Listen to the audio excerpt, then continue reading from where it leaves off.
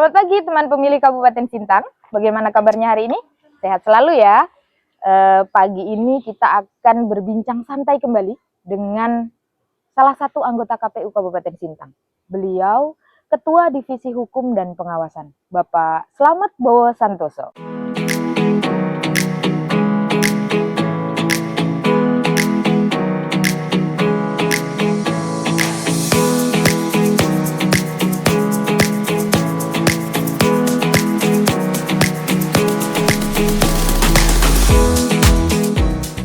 Bapak Slamet Bowo Santoso SHUT lahir di Lampung 10 Maret 1983. Beliau menjabat sebagai anggota KPU Kabupaten Sintang. Beliau juga mengenyam pendidikan S1 Kehutanan Universitas Kapuas Sintang tahun 2008. Dan juga beliau memiliki pengalaman kepemiluan pada tahun 2015 sebagai Panitia Pemilihan Kecamatan, pada tahun 2023 sebagai Panitia Pemungutan Suara, dan kini beliau adalah anggota KPU Kabupaten Sintang pada periode 2023 sampai 2028. Selamat pagi Pak. Selamat pagi Mbak Asih. Gimana kabarnya hari ini Pak? Kabar baik, Alhamdulillah. Alhamdulillah. Sibuk apa akhir-akhir ini Pak? Alhamdulillah pasca pelaksanaan pemilu kita sibuk dengan kegiatan-kegiatan rutin. Yang pasti kita lebih sibuk dengan urusan ngantar jemput anak-anak. Oke, tugas negara ya Pak? Tidak jabatan, tidak urusan yang resmi kantor. Siap. Kalau boleh tahu nih Pak, Bapak kan baru bergabung di KPU Kabupaten Sintang sebagai komisioner maksud saya ya. Itu di tahun 2023. Ya. Sebelum-sebelumnya kalau jadi penyelenggara pemilu itu kan memang ada kriteria khusus harus punya pengalaman pemilu. Ya. Sebelumnya Bapak punya pengalaman pemilu apa aja nih Pak? Baik, terima kasih Mbak Asih. Assalamualaikum warahmatullahi wabarakatuh. Waalaikumsalam warahmatullahi.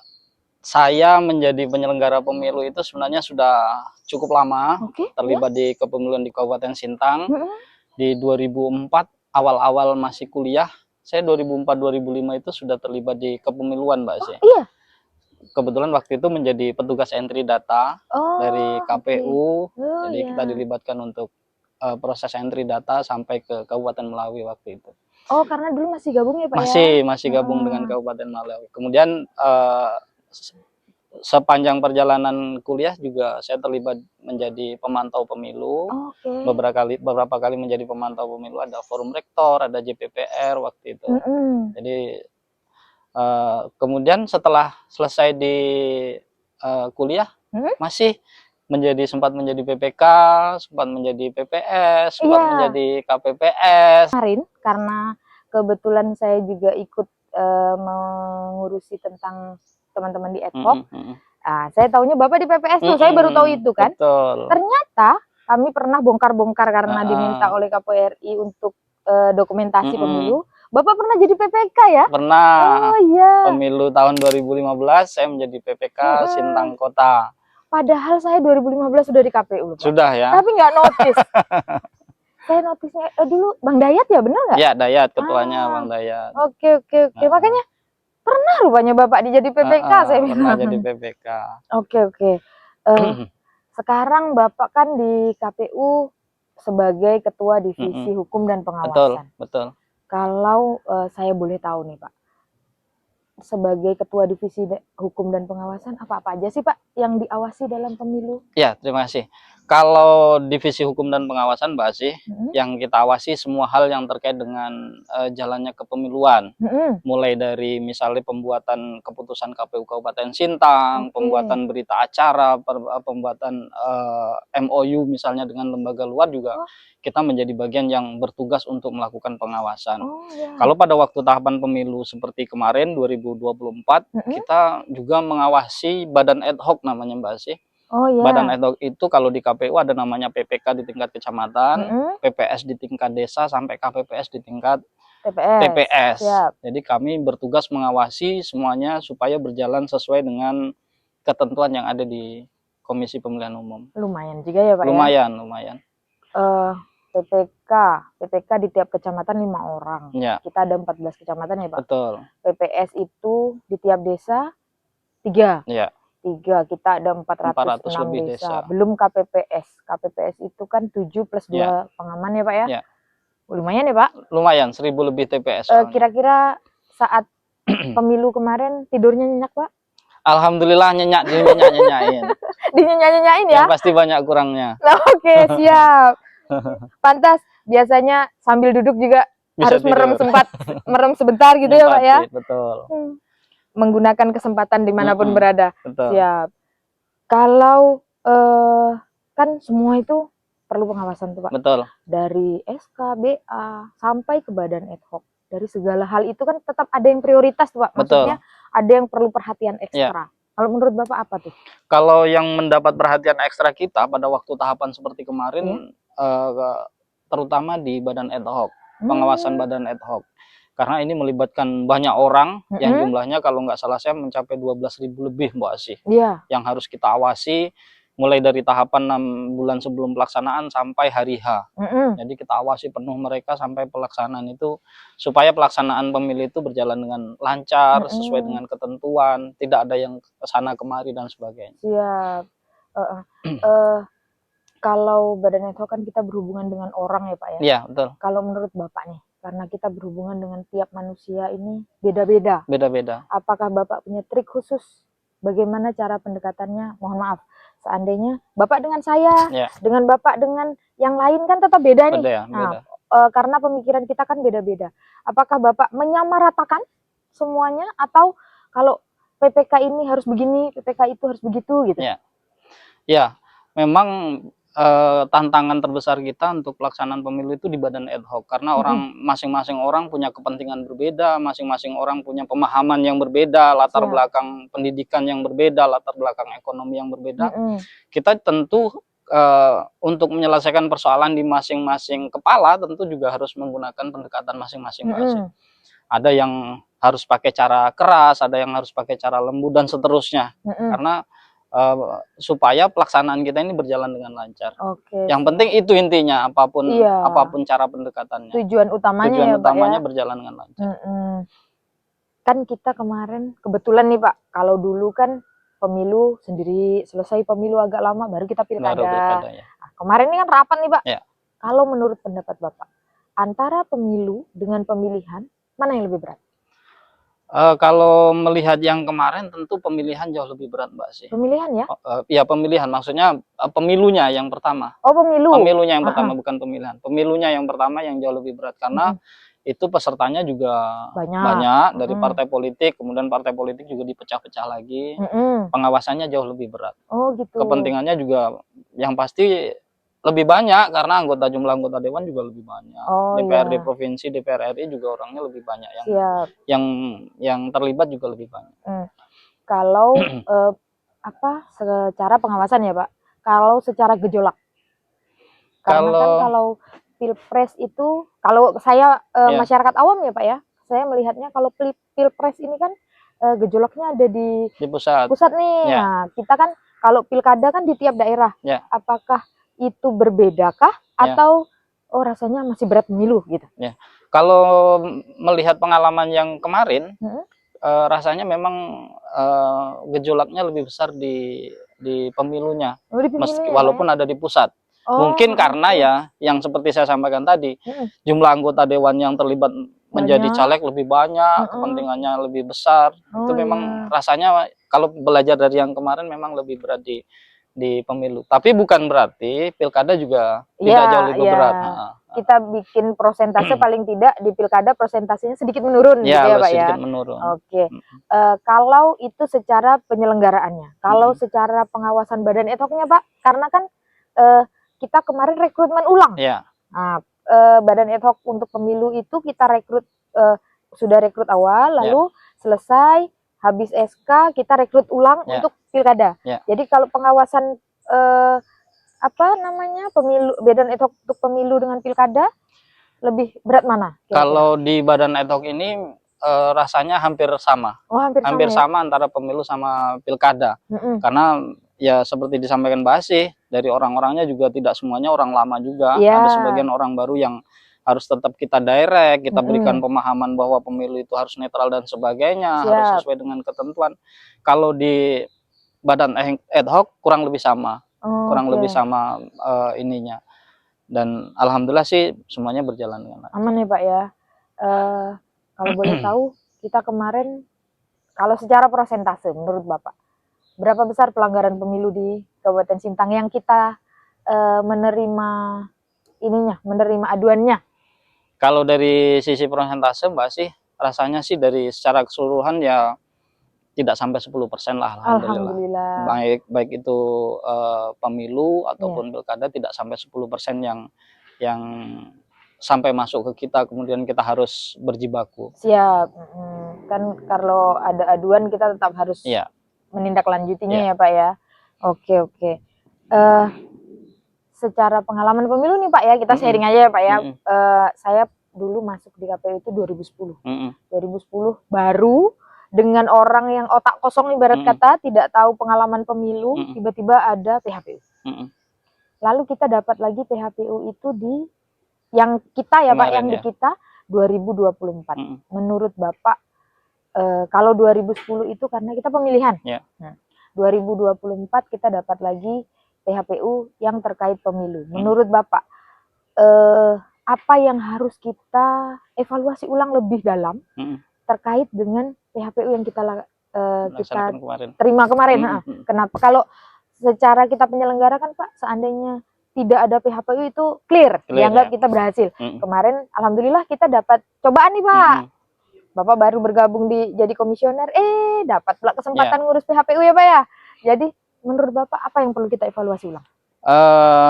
Terima kasih Mbak Asih. Terkait dengan pelaksanaan pemilu yang kemudian muncul sengketa, pertama kita harus berbaik sangka Mbak Asih. Kita berbaik sangka bahwa ternyata masyarakat peserta pemilu di Kabupaten Sintang paham, sehingga mereka tidak terima begitu saja ketika terjadi pelanggaran. Anggap saja pelanggaran di lapangan, walaupun kemudian pelanggaran itu kan harus dibuktikan sampai di tingkat Mahkamah Konstitusi.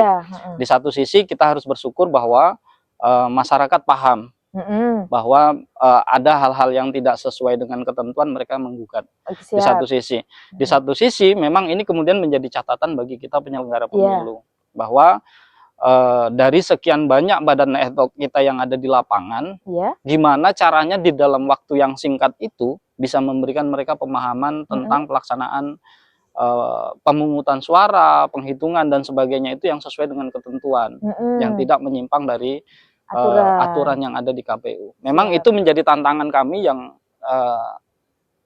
sudah sangat pasti ini akan kami lakukan evaluasi dari setiap tahapan ke tahapan yang lain, dari setiap tahun ke tahun yang lain, tentu harus kami evaluasi secara terus-menerus. Menurut Bapak nih, kemarin berarti kan pelanggarannya ya anggaplah kita kurang strength ya Pak ya, bisa dibilang begitu kalau kita menyalahkan teman-teman di bawah. Kalau menurut saya ya Pak, dengan waktu yang sangat singkat kita memberikan BIMTEK ke teman-teman dengan jumlah yang segitu banyak, kayaknya nggak, betul. Rasanya tuh badan di belah 7 pun belum tentu berhasil gitu kan Pak. Betul. Karena kita kan letak geografisnya lumayan. Saya yang sedikit gimana ya Pak, rasanya kurang puas itu karena Bapak Ibu komisioner itu tidak bisa hadir di setiap kecamatan karena bentroknya jadwal. Karena terlalu singkat waktunya kan Pak. Nah, lalu karena kesalahan di kita, anggaplah ya sudah itu kesalahan di kita, terjadi pelanggaran yang dilakukan oleh teman-teman ad hoc, itu bagaimana Bapak menyikapinya? Alhamdulillahnya apa yang terjadi di pemilu, karena ini masih nyambung dengan yang tadi alhamdulillahnya yang terjadi di pemilu tidak terjadi di pilkada. Jadi pada waktu pelaksanaan pilkada, kawan-kawan di tingkat bawah sudah mulai strength. Betul yang disampaikan Mbak Asih, memang karena waktunya yang sangat mepet, kemudian kami harus penugasan keluar daerah yang sangat banyak, jadi kita nggak bisa mendampingi kawan-kawan di tingkat PPK, PPS secara terus-menerus. Padahal kami maunya memang pada waktu pemilihan itu kita strength, kita ada di lapangan, kita sebagai panglima tempurnya di lapangan, kita strength banget sehingga kawan-kawan bisa melaksanakan. Nah, ke depan tentu kawan-kawan yang kemarin terlibat sebagai badan ad hoc kita tentu ini akan menjadi catatan bagi kami, apa yang harus kami perbaiki ke depan, kemudian catatan masing-masing orangnya juga Iya, tentu oh, harus kami refresh lagi kan. siap. Seberapa kemampuan dia, kemudian seberapa serius dia Mm-mm. menjalankan pemilu, karena pemilu ini kan bukan area untuk main-main, ternyata Benar, benar memang Pak. sangat-sangat stres. Iya, Itu Mas. setuju Pak. Mm-mm. Kalau bisa dibilang itu berarti setiap pimpinan, setiap komisioner itu sudah punya catatan tersendiri Iya. masing-masing ya Pak ya. Karena kan seperti yang kita tahu, setiap anggota KPU kan pasti punya korwil masing-masing. Iya. Paling tidak Iya. di korwil tersebut udah luar kepala nih. Iya. Si A ini oke, si Iya. B ini oke banget gitu Iya. ya Pak ya. Oke. Kalau boleh saya tahu, saat mengurus pemilu dan pemilihan kemarin, dari pemilu deh, Iya. dari pemilu dulu, ada nggak pengalaman yang paling menarik menurut Bapak? Ya, ada pengalaman yang sangat menarik Mbak Asih. Ya. Kalau saya secara pribadi memang pengalaman menarik itu pasca kita PHPU di Mahkamah Konstitusi, kemudian kita pulang, kita harus melaksanakan pemilu ulang, pemungutan suara ulang di 2 desa, di Serawai dan di Ambalau di Desa Deme. Pengalaman menariknya tentu ternyata sampai hari ini masih ada wilayah-wilayah kita yang terisolir, dan itu kami harus jangkau langsung ke sana. Kita harus sampai ke sana dengan kondisi harus jalan kaki, perjalanan 2 hari 2 malam dari Sintang. 2 hari 2 malam non-stop, 2 hari 2 malam dari Sintang. Jadi kita sempat singgah di Tekungai, di ibu kota kecamatan Ambalau. Tapi habis itu kita jalan lagi ke sana dengan transportasi yang bisa hanya menggunakan sungai. Ternyata itu menjadi hal, bagi saya secara pribadi itu menjadi hal yang luar biasa. Ternyata memang masih banyak masyarakat kita yang punya hak yang sama dengan kita orang yang di kota, yang menikmati fasilitas sudah sangat bagus, tapi mereka ternyata dalam kondisi yang bisa dibilang hari ini masih terpinggirkan lah, kalau nggak bisa dibilang terluar kan gitu. Iya, perlu perhatian lebih ya Pak ya, saudara-saudara kita di sana. Kalau boleh tahu Pak, Bapak kemarin sempat ke sana ya? Sempat, alhamdulillah. Penduduknya banyak? Penduduknya lumayan, dan wilayahnya kalau kita harus akui ya wilayahnya lumayan berpengaruh di Kalbar sebenarnya. Oh gitu. Begitu? Iya. Oh, hanya saja mungkin aksesnya yang sulit ya Pak ya? Aksesnya yang masih perlu perhatian khusus. Kalau boleh saya tahu nih Pak, Bapak kan sudah pernah di pemantau pemilu, paling tidak kan ibarat bahasa jangkauannya lebih luas nih kalau pemantau, karena mereka ada ya sesama pemantau biasa sharing gitu-gitu ya Pak ya. Wilayah di Sintang ini yang hitungannya masih gimana ya, masih terisolir, janganlah terisolir ya bahasanya, jangkauannya sulit, itu kira-kira berapa persen Pak? Ya masih 20-an% rasanya masih Mbak Asih. Itu yang sangat sulit ya Pak? Masih sangat sulit lah. Ada di kecamatan Kayan Hulu, Kayan Hulu ada juga. Kecamatan Ketungau Hulu, Serawai, Ambalau kan masih banyak juga yang gitu ya Pak. Di kecamatan-kecamatan yang dekat juga bukan berarti tidak ada yang sulit kan dijangkau. Kecamatan Sepau, Tempuna misalnya, saya pernah ke Sepau tuh, Pak. Atau Ketungau Tengah misalnya, kan masih banyak juga yang sulit terjangkau Mbak. Mungkin dari pembicaraan kita hari ini, Bapak punya harapan, kalau kita kan hanya mengurusi untuk para pemimpin negara nih, pemimpin negeri kita nih Pak. Berarti kita boleh dong berharap sama mereka, ibarat kata gitu kan Pak, sebagai warga masyarakat. Apalah harapan Bapak agar saudara-saudara kita juga bisa memberikan hak pilihnya dengan gampang gitu Pak? Harapan kita sebagai penyelenggara tentu, kita ini kan penyelenggara. Penyelenggara ini kan orang yang menyelenggarakan pesta untuk para wakil-wakil kita yang hari ini alhamdulillah sudah terpilih. Alhamdulillah. Nah, tentu berbicara soal kondisi wilayah yang terisolir tadi, tentu kita harus menyadari betul bahwa hak suara mereka yang ada di pedalaman juga haknya sama dengan kita yang ada di kota. Artinya pemilih kita, masyarakat kita yang ada di dalam mestinya juga menikmati akses yang sama dengan kita yang ada di kota. Jalan yang bagus, fasilitas pendidikan yang cukup, fasilitas kesehatan yang memadai, kan hak mereka sama dengan hak kita. Benar. Artinya ya ini menjadi PR bagi para pemimpin-pemimpin yang sudah kita pilih untuk melaksanakan apa yang menjadi kewajiban mereka. Semoga ya Pak ya, semoga harapan begitu. Kita tercapai. Kemarin kan kita sama-sama tahu waktu Bapak mendampingi pelaksanaan PSU, Bapak dapat musibah tuh. Ya, kakinya Ya, lumayan. begitulah, gitu kan Pak kan.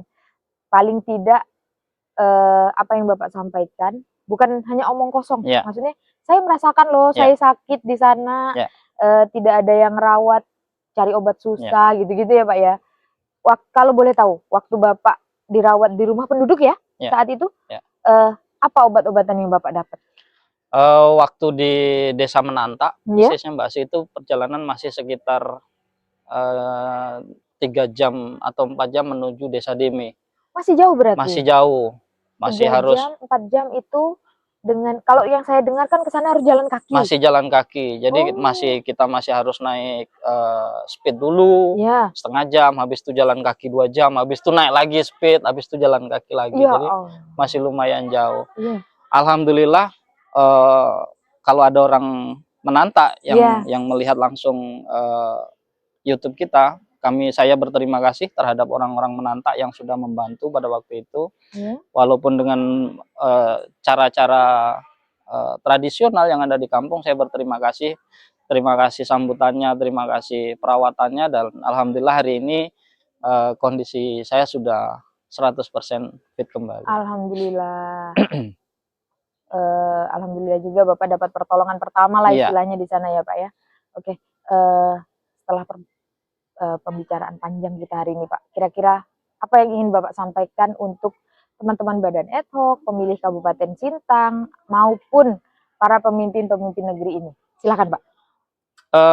Untuk kawan-kawan yang berada di Badan Ad Hoc, yang nanti atau yang sudah mendaftar kemudian nanti ingin terlibat lagi, tetap semangat, tetap beraktivitas seperti sedia kala, terus berikan yang terbaik untuk bangsa kita. Yuk nanti kita bergabung lagi di 2027 sebagai Badan Ad Hoc di KPU Kabupaten Sintang.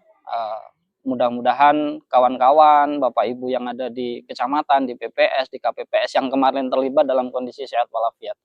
Pertama, yang kedua, untuk pemilih tetap menggunakan hak pilih, berpartisipasi aktif dalam setiap tahapan pemilu. Yakinlah siapapun pemimpin yang kita pilih akan melaksanakan tugas sebaik-baiknya. Tapi ingat, yang sudah kita pilih tentu harus dikawal.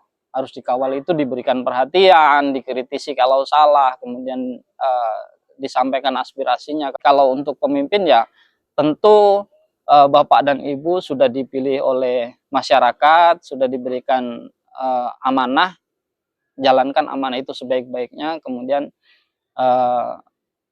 apa yang menjadi kebutuhan masyarakat tolong diperjuangkan. Persoalan sampai atau tidak sampai, persoalan jalannya dibangun atau tidak dibangun, ya kan ada lagi anggaran yang harus digunakan, kemudian tentu sesuai dengan prioritasnya. Itu Mbak Asih. Terima kasih banyak. Terima kasih Mbak Asih, luar biasa. Maaf mengganggu waktunya Siap, hari ini. terima kasih. Semoga sehat selalu. Amin. Segala aktivitasnya lancar, Amin. tidak ada kendala, dan masih lebih banyak waktu untuk keluarga untuk saat ini. Mumpung tahapannya belum deras. Betul. Oke, terima kasih banyak Terima kasih Mbak Asih, sehat selalu.